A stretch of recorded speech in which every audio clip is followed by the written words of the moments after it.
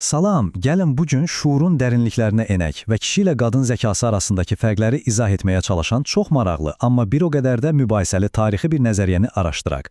Bu öz dövrü üçün çox təsirli olub, amma təbii ki, bugünkü baxışla bəzi fikirləri sual doğurur. Məqsədimiz bu ideyaları mühakimə etmək deyil, sadəcə onların haradan qaynaqlandığını anlamaqdır. Yaxşı, yol xəritəmizə baxaq. Bu mürəkkəb nəzəriyyəni daha yaxşı başa düşmək üçün onu addım-addım, hissə-hissə təhlil edəcəyik. Gəlin hamımızın yaşadığı bir təcrübə ilə başlayaq.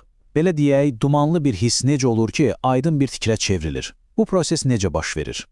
Yəqin ki, hamıya tanış bir vəziyyətdir, elə deyilmi? Sanki dilinizin ucundadır, amma sözlərlə ifadə edə bilmirsiniz. Bax, araşdırdığımız mənbə də məhz bu qavrayışdan. O ilkin, hələ formalaşmamış hissdən başlayır. Deməli, bu nəzəriyyəyə görə istənilən düşüncə bir prosesdən keçir. Əvvəlcə hər şey dumanlı, qarışıq olur, sonra isə beyin onu yavaş-yavaş aydınlaşdırır, ta ki hər şey kristal kimi aydın olana qədər. Yaxşı, bu nəzəriyyəni tam anlamaq üçün onun özünə məxsus dilini, yəni terminlərini öyrənməliyik. Başlayaq, filosof Avenarius'dan götürülmüş iki vacib anlayışla. Təsəvvür edin, hər qavrayışın iki tərəfi var. Birincisi element, yəni quru fakt, rəng, istilik, dad. İkincisi isə xarakter, yəni o faktın bizdə oyatdığı hiss. Xoşdurmu, qəribədirmi, yoxsa qorxuludurmu? Və nəzəriyyanın ürəyi olan anlayış henid. Henid, faktla hissin bir-birinə qarışdığı, hələ ayrı seçkilik edə bilmədiyimiz o ilk dumanlı andır. Sanki hər şey tək bir bütöv kimi qavranılır. Əslində bu vəziyyət hamımıza tanışdır. Məsələn, uzaqdan gələn bir obyekti görəndə onun nə olduğunu və sizdə hansı hissi oyatdığını ayırd edə bilmirsiniz. Və bir körpənin dünyanı qavraması. Bax, bütün bunlar henid təcrübələridir. İndi isə gəlib çatırıq nəzəriyyənin ən deyərdim ki, mübahisəli hissəsinə. Bu, psixoloji anlayışlar cinsiyyət məsələsinə necə tətbiq edilir? Onu da deyim ki, bu, müasir psixologiyadan çox öz dövrünün sosial mədəni baxışlarına əks etdirən bir yanaşmadır. Baxın, bu sitat əslində bütün nəzəriyyənin özəyidir. Fikir odur ki, kişi və qadın eyni şeyləri düşünür, amma fərq düşüncənin quruluşundadır.